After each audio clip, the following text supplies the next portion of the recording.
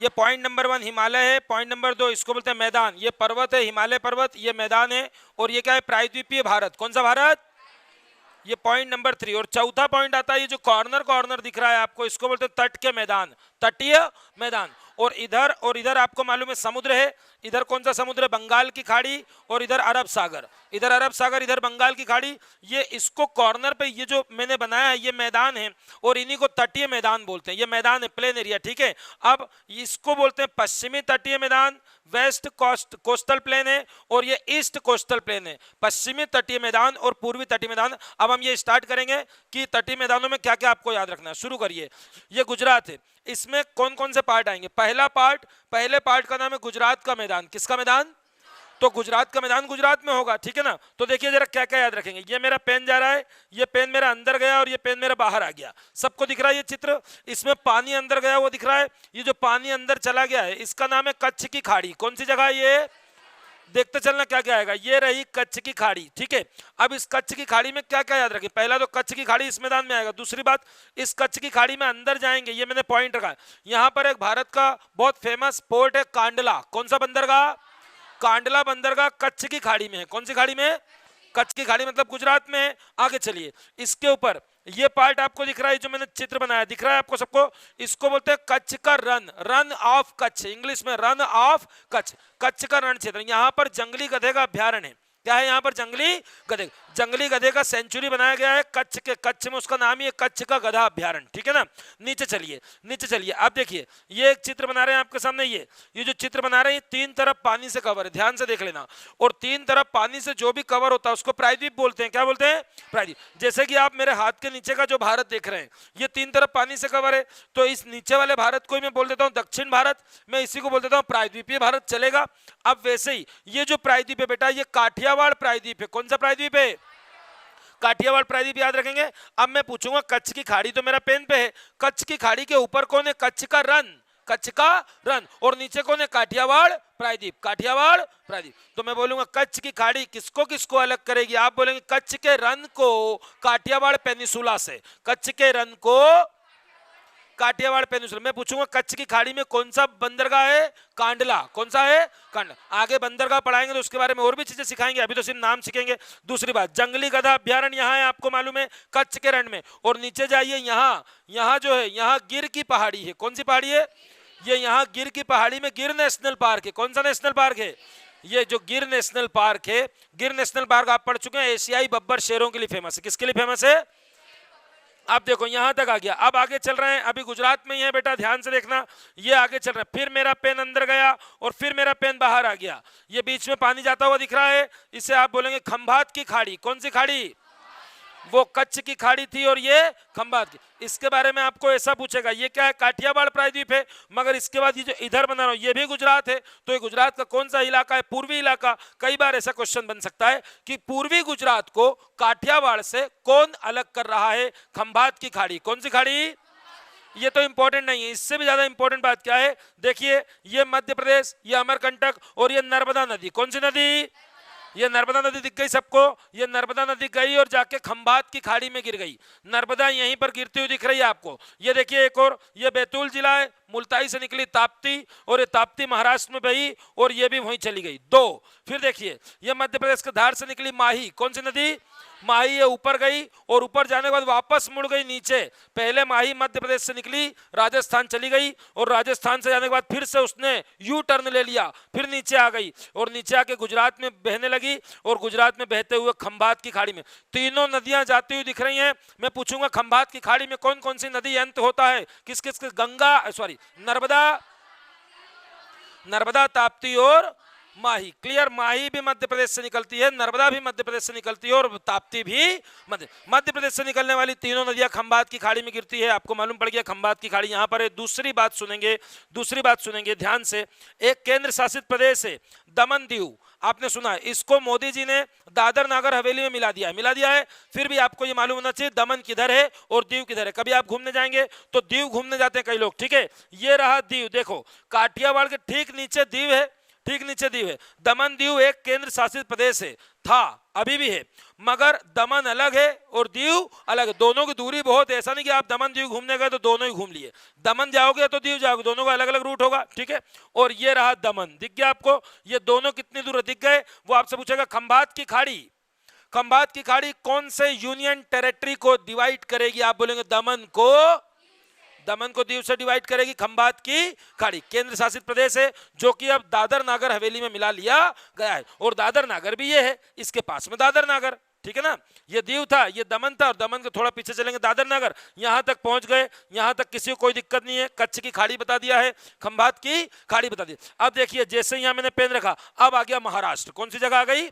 अब बेटा महाराष्ट्र से देखिए नया तट लग गया, देखिए जरा ध्यान से, ये तट चल रहा है महाराष्ट्र का, ये गया गया गया, कहां तक चलेगा देखना, ये यहां तक, ये गोवा तक चलेगा, कहां तक चलेगा, गोवा तक। ये महाराष्ट्र से लेकर, यहां से लेकर आप दादर नगर हवेली से, यहां से लेकर गोवा तक, ये जो महाराष्ट्र का किनारा है, तट है, इसको कोंकण तट कहेंगे। क्या कहेंगे, कोंकण तट। बहुत इंपॉर्टेंट है, क्योंकि कोंकण रेलवे प्रोजेक्ट भी है। जब ट्रेन पढ़ाऊंगा तो कोंकण रेलवे प्रोजेक्ट का क्वेश्चन आता है कि कोंकण रेलवे कहां से कहां चलता है, कब ये प्लान आया था, और इसमें कितनी सुरंग, कहां पर सुरंग बनी है, बड़ी सुरंग कहां है, और कोंकण रेलवे प्रोजेक्ट की लंबाई 760 किलोमीटर, ये सारे क्वेश्चन बन चुके हैं अभी तक, ठीक है। तो यहां पर कोंकण रेलवे प्रोजेक्ट चलता है इसी के नाम से। वो अभी तो इतना कि कोंकण तट कहां है, महाराष्ट्र में, कहां पर है, ये कोंकण तट है, ठीक है ना। अब ये कोंकण तट में आपको कुछ ज्यादा याद नहीं रखना है, एक जगह बता देते हैं आपको नॉलेज के लिए। ये मुंबई है आपका, ये मुंबई देखिए, ये मुंबई है ना, महाराष्ट्र से दूर पानी में है, पानी में एक द्वीप है, और द्वीप पर मुंबई बसा है, और दुनिया में किसी द्वीप पर बसा हुआ सबसे बड़ा नगर है मुंबई। किसी द्वीप पर बसा हुआ सबसे बड़ा नगर according to population, according to population Mumbai है, आपको मालूम है। और आपसे क्वेश्चन करता है कि जो मुंबई है ये बैठा किस पे, कौन सा द्वीप पे, आप सबको याद रखना है सालसेट द्वीप। कौन सा द्वीप, पीएससी में भी आ चुका है, सब जगह आ चुका है। मुंबई आपकी आर्थिक राजधानी है, पॉलिटिकल तो दिल्ली है, आर्थिक राजधानी भारत की मुंबई किस द्वीप पर बसा है, मुंबई सालसेट, क्या बोलेंगे, सालसेट द्वीप पर। तो एक तो हो गया ये मेरी भारत की आर्थिक राजधानी के बारे में सर ने बता दिया, कोंकण तट पे आएगा, ठीक है। अब देखिए इसके थोड़ा ऊपर एक चीज बता रहे हैं, तारापुर। तारापुर किसी ने सुना है, ध्यान रखेंगे। आगे चलकर हम एनर्जी पढ़ाएंगे, एक टॉपिक एनर्जी में आएगा, कोयले से बनती है ऊर्जा, सूर्य से बनती है, वैसे परमाणु से बनती है, तो उसको न्यूक्लियर एनर्जी बोलते हैं। कौन सी एनर्जी है वो, और परमाणु मतलब यूरेनियम का प्रयोग करके जब हम बिजली बनाते हैं, तो ऐसे हमारे भारत में कई सारे प्लांट लगे हुए हैं, जैसे रावत भाटा प्लांट है, तारापुर प्लांट है, कुडनकुलम प्लांट है, कैगा प्लांट है, उन्हीं में से एक प्लांट है Tarapur. Tarapur nuclear reactor, Tarapur nuclear reactor कहाँ है, महाराष्ट्र में, कहाँ पर है, और ये आपको इसके ऊपर मिल जाएगा, मुंबई के ऊपर। अब आगे चलिए, अब नीचे चलिए, एक जगह और दिखा देते हैं। ये कभी याद रखना आपको, ऐसे नॉर्मली नॉलेज के लिए, रत्नागिरी है कॉर्नर पर ही, कौन सी जगह ये, और रत्नागिरी के आम पूरे भारत में फेमस है। रत्नागिरी के आम के लिए फेमस जगह कौन सी है, रत्नागिरी कहाँ है, महाराष्ट्र, कहाँ पर है, महाराष्ट्र। ये रत्नागिरी याद हो गया आपको। इसके बाद आगे चलिए, अब जाइए नीचे, ये गोवा आ गया, ठीक है। गोवा में आपको एक बात और बता दें, अच्छा दूसरी बात, पोर्ट हम पढ़ेंगे, बंदरगाह तो हम पढ़ेंगे, फिर भी हमको थोड़ा बहुत नॉलेज अभी से लेना। बंदरगाह मैं पूरा पढ़ा दूंगा 15-20 मिनट में। अभी मैंने एक ही पढ़ाया, कांडला। कौन सा पढ़ाया, अभी हम तट में सिर्फ देखते चल, तट है तो बंदरगाह भी आएंगे, ठीक है ना। और यहां पर आ जाएगा मुंबई बंदरगाह। कौन सा बंदरगाह, और मुंबई ही मेरे इंडिया का सबसे बड़ा पोर्ट है। इंडिया का सबसे बड़े पोर्ट का नाम बताइए, मुंबई सबसे बड़ा पोर्ट है। और इसके नीचे, मुंबई के नीचे, मुंबई पे लोड ज्यादा होने की वजह से इसका लोड कम करना था, तो एक नया बनाया बाद में, जिसका नाम बोलेंगे न्हावा शेवा। नहीं आएगा तो उत्तर आएगा जवाहरलाल नेहरू पोर्ट। कौन सा पोर्ट, इसका नाम ऐसा है, न्हावा शेवा या जवाहरलाल नेहरू, न्हावा शेवा या जवाहरलाल नेहरू, दोनों पोर्ट महाराष्ट्र में। चलें अब देखिए, 3 बंदरगाह तो आपको याद ही हो गए। कांडला गुजरात में है, उसके बाद नंबर से कौन आएगा, मुंबई, और उसके बाद आएगा जवाहरलाल नेहरू वहीं पास में ही है, ठीक है ना, मुंबई के। अब चलिए ये गोवा में एक बंदरगाह है, मार्मा गाओ। बोलिए जरा, ये देखिए मार्मा गांव, जब हम पढ़ाई करते थे देखिए मार्मा गांव, तो हम ऐसे याद कर लेते थे। गांव में से कुछ मत करो, ये वाला जो है इसको उठा के इस पे ले आओ, अपने आप उत्तर भी मिल जाएगा। मार्मा गांव कहाँ है, परीक्षा में आएगा मार्मा गांव कहाँ है, तो कहना रुको बताता हूँ, इसको हटा दूं, यहाँ लगा दूं, हाँ मिल गया। कहाँ पर है, गोवा में। मारमा गांव कहाँ है? गोवा। आगे चल के पढ़ेंगे जुआरी नदी पर है। कौन सी नदी पर? जुआरी। आगे पढ़ाएंगे, अभी बंदरगाह नहीं पढ़ा रहे, सिर्फ नॉलेज रखोगे यहाँ पर मारमा गांव है। आगे चले, अब गोवा से जा रहा हूं, है ना। अब दमन से लेकर गोवा तक गया हूं मैं, दमन से लेकर गोवा तक कोंकण तट। अब मैं गोवा से जा रहा हूं, देखिए ये गया आगे, ये गया और यहां आ गया। अब मैं आया कहां तक? वो कर्नाटक में एक जगह मिलेगी नीचे, मंगलोर। मंगलोर कौन सी जगह? नॉट बेंगलोर, मंगलोर, ठीक है ना। कर्नाटक में बेंगलोर भी है उसकी राजधानी, हम मंगलोर की बात कर रहे हैं। मंगलोर ये रहा। तो गोवा से लेकर मंगलोर तक, इसका नाम, इस कर्नाटक वाले का नाम है, इसका नाम है कन्नड़ तट। क्या नाम है? अरे कर्नाटक की भाषा क्या है? कन्नड़ है, तो इसका नाम क्या हो गया? कन्नड़ तट। कनारा तट भी बोल देते हैं कई बार, क्या बोलते हैं? कनारा तट। अब ये लिख दिया गोवा से लेकर मंगलोर तक, कन्नड़ तक। एक बार फिर से बताइए, यहां से यहां तक क्या बताया? कोंकण, ये निशान लगा दे। दमन से लेकर गोवा तक कोंकण, और गोवा से लेकर मंगलोर तक कन्नड़। कन्नड़ क्लियर। अब ये कन्नड़, ये आ गया आपका कौन सा? कर्नाटक। ये कर्नाटक, वो पूछेगा कन्नड़ तट का मुख्य फैलाव कहां है? कर्नाटक में। कोंकण का मेन क्षेत्र किसके पास है? महाराष्ट्र के पास। ऐसे आपको याद रखना, ठीक है ना। अब लिख दिया मैंने ये कर्नाटक। यहां पर आपको याद रखना, ये मंगलुरु जो है ये एक पोर्ट भी है। मंगलुरु भी एक पोर्ट है। आप जब पोर्ट देख ही रहे हैं तो मारमा गांव देख चुके हैं, एक मंगलुरु पोर्ट देख लिया। और आपको सबको मालूम है ये जो कर्नाटक का तट है ना, यहां पर भी काफी अच्छी वर्षा होती है। मैंने कई बार बता दिया कि मैं ऐसा हाथ रख दूंगा तो किनारे किनारे जो केरल दिख रहा, केरल कर्नाटक का पश्चिमी किनारा, बहुत ज्यादा वर्षा होती है। 200 सेंटीमीटर ज्यादा वर्षा होती है। 200 सेंटीमीटर से ज्यादा वर्षा होने के कारण चाय कॉफी मसाले के अच्छे क्षेत्र हैं। काय के अच्छे क्षेत्र हैं? चाय कॉफी। और जब चाय कॉफी मसाले की बात आती है, रबर की बात आती है, सिंकोना की बात आती है, एवरग्रीन फॉरेस्ट की बात आती है, सब पढ़ा चुके हैं। एवरग्रीन फॉरेस्ट सब कुछ यही लगाना है। तो कर्नाटक जो है आपको मालूम है कॉफी में नंबर 1 है। कॉफी में नंबर, मैंने बोला चाय कॉफी मसाले, ठीक है। तो कॉफी पूरी कौन देगा? कर्नाटक देगा। कौन देगा? कर्नाटक। मगर पूरा मसाला केरल देगा। पूरा मसाला कौन देगा? केरल। याद रखेंगे। तो ये कॉफी के लिए फेमस क्षेत्र है, कॉफी के लिए फेमस क्षेत्र है कर्नाटक। आगे चलेंगे, ये मंगलुरु। मंगलुरु से नीचे चला गया एंड में कन्याकुमारी। कन्याकुमारी ये केरल, केरल लग रहा है। इसका नाम बोलेंगे मालाबार तट। कौन सा तट? मालाबार तट। यहां पर वर्षा होगी 200 सेंटीमीटर से ज्यादा। आपको कभी भी कोई पूछेगा ज्यादा वर्षा, तो मैं कई बार बता दूंगा, ऐसे कॉर्नर पे ऐसा बना लिया करो, बस यही है ज्यादा वर्षा। 200 सेंटीमीटर से ज्यादा वर्षा होती है, लेटेराइट मिट्टी मिलती है, मसालों के लिए अच्छी खेती मानी जाती है, अच्छी स्थिति। तो भारत में जितने भी मसाले होते हैं वो सब यहीं पर होते हैं, मालाबार तट। केरल का मालाबार जो तट है, इसी को बोलते हैं भारत में मसालों का बागान। मसालों का, वो क्वेश्चन घुमा के देगा, भारत में मसालों का बागान कहाँ है? आप बोलेंगे केरल में माला। सब जोड़ के रखेंगे, रट के नहीं जाएंगे, ठीक है ना। जोड़ेंगे कैसे? मसाले कहाँ होंगे? सर ने बताया था जहां लेटेराइट मिट्टी होगी। लेटेराइट मिट्टी कहाँ होगी? सर ने बताया था जहां पर 200 सेंटीमीटर वर्षा होगी। और 200 सेंटीमीटर वर्षा तो भारत में यहां पर होती है या फिर यहां पर होती है, या तो यहां पर होती है या फिर यहां पर। ये दोनों ज्यादा वर्षा वाले क्षेत्र है। और सर ने तो एक ही लाइन बोली, चाय कॉफी मसाले, चाय कॉफी मसाले। अब कॉफी ये ले गया, मसाला ये ले गया, बचा क्या? चाय। अब चाय इनको भी दे दो, ये लोग ले जाएंगे, असम ले जाएगा, असम ले जाएगा, और दार्जिलिंग ले जाएगा पश्चिम बंगाल, क्योंकि ये भी 200 सेंटीमीटर वर्षा वाले, ठीक है ना। तो चाय कॉफी मसाले कंप्लीट। फिर मैंने बताया था जहां पर ज्यादा वर्षा होती है वहां पर सदाबहार वन मिलते हैं। कौन से one? Evergreen forest. Evergreen forest बताया था। और मैंने आपको बताया 200 सेंटीमीटर वर्षा, तो एवरग्रीन में आपका रबर का वृक्ष चला जाएगा। रबर, रबर यही होगी केरल में। सिंकोना मैंने बताया था मलेरिया की दवाई बनती, सिंकोना भी यही होगा। मतलब एवरग्रीन में जितनी लकड़ियां आपने लिखी थी वो सब कहां मिलेगी? केरल और कर्नाटक, है ना। हमने चंदन वंदन भी लिखा था कर्नाटक में नंबर 1, ठीक है ना। आगे और पढ़ना ही आपको, एग्रीकल्चर वगैरह सब दिखेगा। कर्नाटक सनफ्लावर में भी आगे है, चंदन में भी आगे है, कॉफी में भी आगे है। केरल जो है वो भारत की 90% लौंग देता है, भारत की 90% काली मिर्च देता है, भारत का मैक्सिमम मसाले का बागान वही है, भारत में रबर वाला राज्य वही है, ठीक है ना। नारियल आपको भारत में यही मिलेगा। तो आपको इनको रटना नहीं कि नारियल कहाँ मिलेगा, आपको तो पता होना चाहिए कि नारियल होता कहाँ है पूरी दुनिया में। वहीं होता है जहाँ ज्यादा वर्षा वाले सदाबहार वन मिलते हैं। क्लियर। आगे चलें। अब ये हो गया केरल का मालाबार तट। इसके बारे में अब किसी को याद आ रहा हो तो यहीं पर कोने पे समुद्र का पानी, देखे ये समुद्र का पानी आ गया अंदर, ये समुद्र का पानी आ गया अंदर।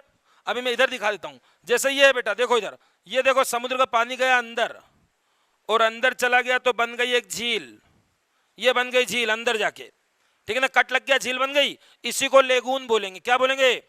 एमपीपीएससी का क्वेश्चन है लेगून छांटो कहाँ कहाँ है, तो आप बता देंगे, कोई बड़ी बात नहीं है। यहां तो मैंने आपको एक लेगून लिखा था, बेम्बनाथ झील। कौन सी झील? केरल की बेम्बनाथ झील, जो कि लंबी झील है, भारत की सबसे लंबी झील केरल की बेम्बनाथ, केरल की और बेम्बनाथ सबसे लंबी झील है, वो एक लेगून है नंबर 1। दूसरी अष्टमुदी, क्या नाम लेंगे? दोनों केरल। वेम्बनाड और अष्टमुदी दोनों झील केरल में हैं और दोनों ही लेगून हैं, दोनों ही लेगून का बेस्ट एग्जांपल माना। बस 4-5 लेगून कर लो, आपको कभी भी काम आ जाएगा। झील नहीं पढ़ा रहे हैं, झील तो हमने पढ़ ली थी, है ना, पढ़ ली ना। झील में हमको ये देखना है कि लेगून में किस किस को रखेंगे हम, ठीक है ना। हम इधर रखते हैं वेम्बनाड को, इधर रखते हैं अष्टमुदी को, आगे चलेंगे पुलिकट आएगी उसको रखेंगे, और सबसे बड़ा लेगून आएगा चिल्का। कौन सा आएगा? चिल्का उड़ीसा में आएगा। चलो यहां तक, ये एक बार रिवाइज करके बताइए मुझको, ये जो पानी है कौन सी खाड़ी है? जोर से बोलिए, कच्छ की खाड़ी। और ये क्या है? खंबात की खाड़ी। और ये तट है कोकण। कौन सा है? कोकण। कोकण के बाद कन्नड़, कोकण के बाद कन्नड़, और कन्नड़ के बाद मालाबार। क्लियर? बैठा लेंगे एक के नीचे एक। और कोई सा ही पूछेगा मालाबार कहाँ है? केरल में। कन्नड़ कहाँ है? कर्नाटक में। कोकण कहाँ है? महाराष्ट्र में। अब इस तरफ आ जाइए, आप इस तरफ उतरेंगे तो इस तरफ मुख्य रूप से 3 पार्ट उतरते हैं। ऊपर से उतरेंगे तो 3 पार्ट से उतरेंगे। देखिए ये पूरा एरिया आपका, ये पश्चिम बंगाल के नीचे आ गए, ये पश्चिम बंगाल के नीचे, ये पश्चिम बंगाल दिख रहा है ग्रीन कलर का, इसके नीचे देखिए बहुत सारे द्वीप है। ये देखो, ये द्वीप बना रहा हूं, ये द्वीप बना दिए, पानी में पड़े हुए हमारे द्वीप है। इसी में से एक द्वीप है न्यू मूर। क्या नाम है? New. Very important question, very important. New Moore लिखेगा या न्यू मूरे लिखेगा? ये एक द्वीप है, इसको बना दे तो आपको समझ में आएगा। ये बना दिया मैंने द्वीप। ये द्वीप को लेकर लड़ाई है और हमारे और बांग्लादेश के संबंध खराब हैं। हम ये बात ध्यान रखेंगे कि आपसे पूछेगा बांग्लादेश किस द्वीप को लेकर, भारत से उनकी स्थिति, जो रिश्ते हैं सामान्य नहीं होते। न्यू मूर द्वीप को लेकर विवाद हमारे दोनों के बीच में। बांग्लादेश देखो यहाँ, ये बांग्लादेश है पूरा, बांग्लादेश के भी नीचे है, उसकी तरफ जा रहा है, और यहाँ पर बॉर्डर है हमारी दोनों देशों की। ये देखो यहाँ पर ये बॉर्डर है, ये बांग्लादेश की बॉर्डर जा रही है, ये बॉर्डर है, और इसी बॉर्डर पे है न्यू मूर। तो वो बोलता है हमारा है, जबकि हम बोलते हैं हमारा, और ये भारत का द्वीप है। कभी पूछेगा भारत और बांग्लादेश के बीच में कौन सी विवादित चीज है, तो आप बोलेंगे न्यू मूर द्वीप। कौन सा द्वीप? और आप चेक करेंगे एमपीपीएससी का अनसॉल्व्ड में लिखा हुआ मिलेगा, कहीं ना कहीं मिलेगा, 5 साल 7 साल पहले। न्यू मूर द्वीप विवाद किन 2 देशों का विवाद है? इंडिया चाइना, इंडिया पाक, India Myanmar, India Bangladesh, India new. अच्छा, न्यू मूर के इधर थोड़ा लेफ्ट में आके देख लो आप देखिए, अभी तो आपके पास टाइम नहीं है, आपको एग्जाम देना है, फिर भी आप बाद में जाएंगे। ये गंगा सागर है, कौन सी जगह है? और आपने सुना है हिंदू धर्म में, ठीक है ना, सारे तीर्थ बार बार और गंगा सागर एक बार। ये गंगा सागर हिंदू धर्म का सबसे बड़ा तीर्थ स्थल माना जाता है। ये रहा गंगा सागर और ये रहा न्यू मूर द्वीप। कौन सा द्वीप? न्यू मूर द्वीप। ये दोनों द्वीप याद रखेंगे बेटा, कभी भी एग्जाम में आएगा। आगे चले, अब यहां से जो पहला पार्ट करूंगा, ये पहला पार्ट देखिए कहां तक जाता है। अब इसका कोई मेजरमेंट राज्य से नहीं करेंगे, इसका मेजरमेंट जाता नदी से। पहला पार्ट ये पूरा है, ये पूरा जाता कब तक? एक नदी यहां पर देख लीजिए, नदी अभी आपको मैंने पढ़ाया नहीं है, फिर भी हल्का सा देख लीजिए नदी के बारे में। एक नदी निकाल रहा हूं मैं, ये चली, देखो ये जा रही है, ये जा रही, ये नदी का नाम है महानदी। कौन सी नदी है ये? जरा ध्यान से देखिए, छत्तीसगढ़ से निकलती है, छत्तीसगढ़ से निकल के उड़ीसा आती है और उड़ीसा के बाद समुद्र में चली जाती है। इसका नाम है महानदी। कौन सी नदी है ये? चलिए एक नदी और नीचे निकलती है, कहां गई ये नदी? कृष्णा है। कौन सी है ये? ये पूरा पार्ट उड़ीसा भी आ गया, ये भी आ गया, आंध्र प्रदेश का भी हिस्सा आ गया, और ये पश्चिम बंगाल के नीचे का ये पार्ट है। इसका कोई नाम नहीं है मैदान का। देखो और ध्यान से देखना हो तो अभी देख ही लो, देखो पूरा ही समझाना पड़ता है। देखिए ये गंगा आ रही है, गंगा दिख गई, उधर से आ रही है, अभी बाद में देखेंगे कहां से आई है। अभी देखिए यहां तक तो गंगा ठीक है, यहां तक तो गंगा ठीक है। अब यहां से गंगा हो जाएगी डिवाइड, जो रियल में गंगा मैया है वो आगे चली जाएंगी। ये चली गई गंगा मैया और ये समुद्र में चली गई। मगर गंगा की एक धारा नीचे चली जाएगी, पश्चिम बंगाल में फरक्का नाम की एक जगह आएगी, वहां पर एक डिस्ट्रीब्यूटरी बनेगी इसकी, ठीक है। और ये फरक्का आया और फरक्का से एक धारा चली नीचे, ये चली, ये आ गई। ये जो एक धारा नीचे आ रही इसका नाम हुगली है। क्या नाम है? कोई पूछेगा हुगली नदी, तो आपको पहला दिमाग में रखना है कि हुगली तो गंगा को ही बोलते हैं। हुगली नदी किसका नाम है? गंगा का। मगर हुगली मुख्य रूप से पश्चिम बंगाल में है। आप बोलेंगे फरक्का नाम का एक डैम है जहां से गंगा की एक धारा नीचे चली जाती है और दूसरी धारा बांग्लादेश में चली जाती है, भारत से बाहर, ठीक है। जो धारा नीचे चली जाती है उसे हुगली कहा जाता है। क्या कहा जाता है? हुगली, ठीक है ना। आगे और पढ़ेंगे। ये हुगली से स्टार्ट हो जाता है ये, और ये जितने ही बता रहे हैं आंध्र, ये पूरा क्षेत्र देखिए, इस सब का एक ही नाम, उत्कल का तट। कौन सा तट? उत्कल। बेटा कभी भी ये शब्द लिखा हुआ आ गया ना, उत्कल, तो आप अरे यहां आए या कहीं भी आ जाए, कभी गलती से उत्कल मिला तो ऑप्शन में जाके उड़ीसा ढूंढ के लगा देना शांति से। उड़ीसा को भी पहले समय में उत्कल ही बोल रहे हैं, ठीक है ना। उत्कल या कलिंग, अशोक ने कलिंग आक्रमण किया था कि नहीं किया था? अशोक का जीवन बदल गया था ना, तो कलिंग कहाँ है? उड़ीसा में है, इसी को कलिंग भी बोलते हैं, ठीक है ना। तो उत्कल का तट समझ में आ गया आपको।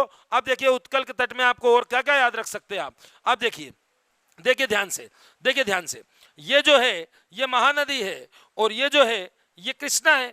इसके बीच का जो है इसी का दूसरा नाम भी पड़ता है उत्तरी सरकार का तट। कौन सा तट? वो पूछ सकता है एग्जाम में कि उत्तरी सरकार का तट किसका पार्ट है। पहले तो बोल देना उत्कल के मैदान का। किसका पार्ट है वो? उत्कल के। उत्कल आया तो उड़ीसा आना चाहिए, उत्तरी सरकार आया तो आंध्र प्रदेश मेन लगेगा। उत्तरी सरकार का तट आंध्र प्रदेश और उड़ीसा में कुछ पार्ट है, ठीक है ना। तो ये इसी में माना जाता है, उत्कल में। तो ये एक हो गया। अब इसमें क्या क्या अंदर देखने को मिलता है आपको? इसमें देखने को मिलता है ये रहा, ये देखिए पानी अंदर चला गया, ये गोला बनाया, ये चिल्का झील है। कौन सी झील है?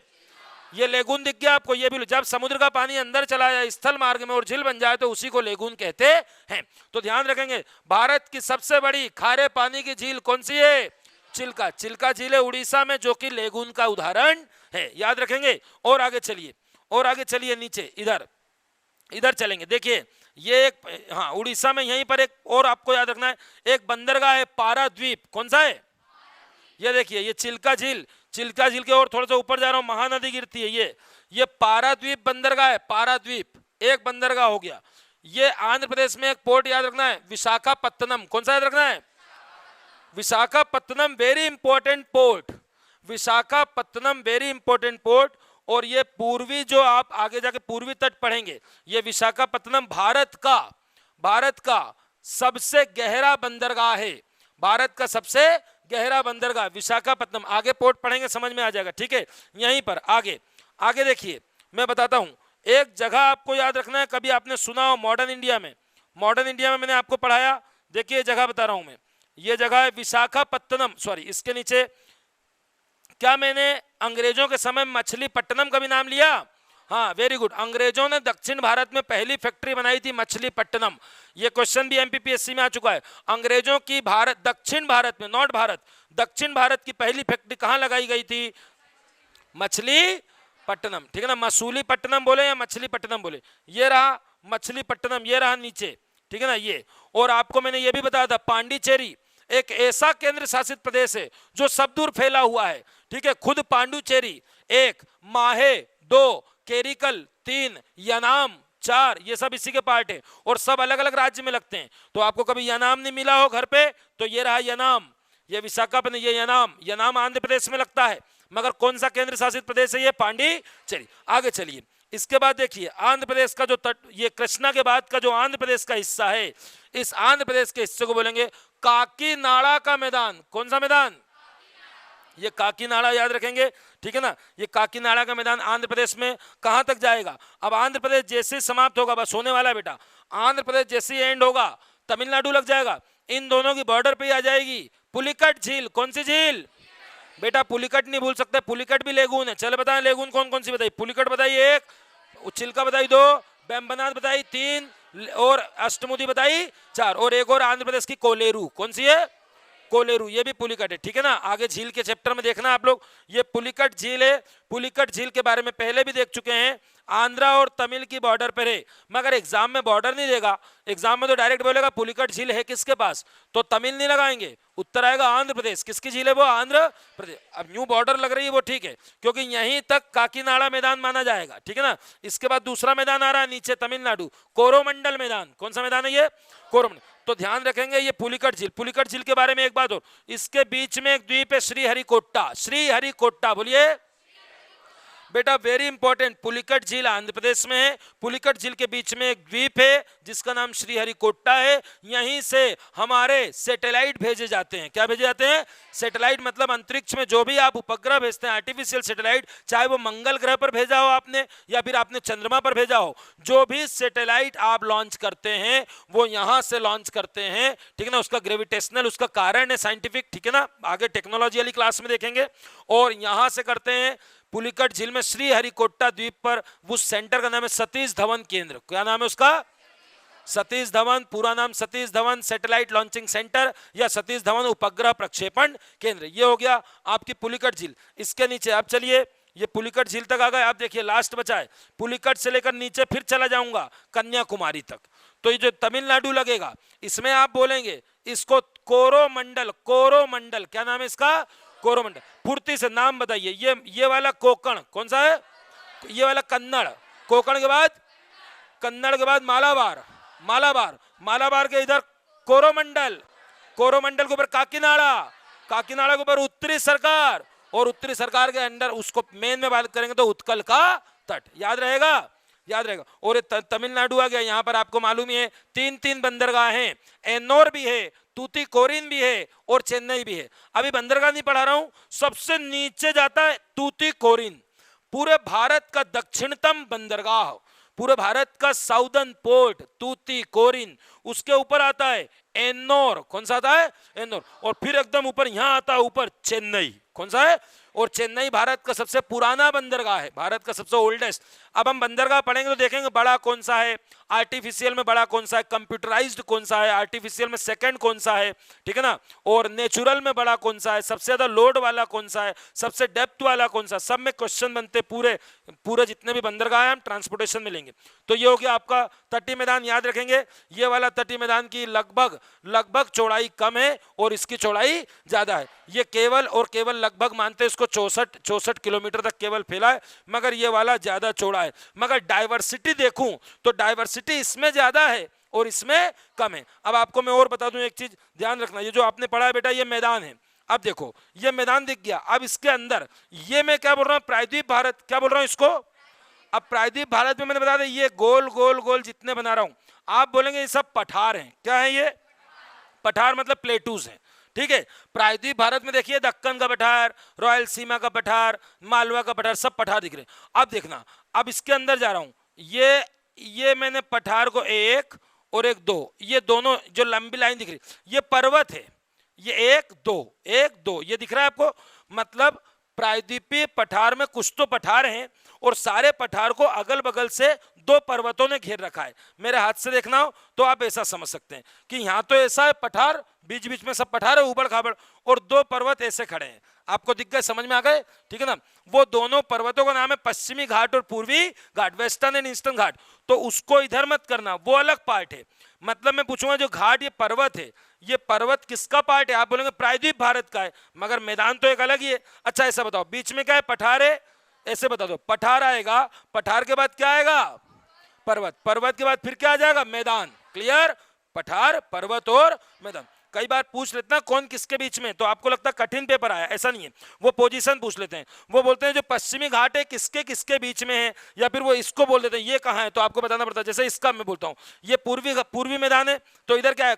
बंगाल की खाड़ी। बंगाल की खाड़ी और पूर्वी घाट के मध्य के मैदान को क्या कहेंगे? पूर्वी मैदान। समझ गए ना? सिर्फ पोजीशन मालूम होना चाहिए कि कॉर्नर पे मैदान, फिर 2 माउंटेन और बीच में कई सारे प्लेटूज। याद रखेंगे? अब नहीं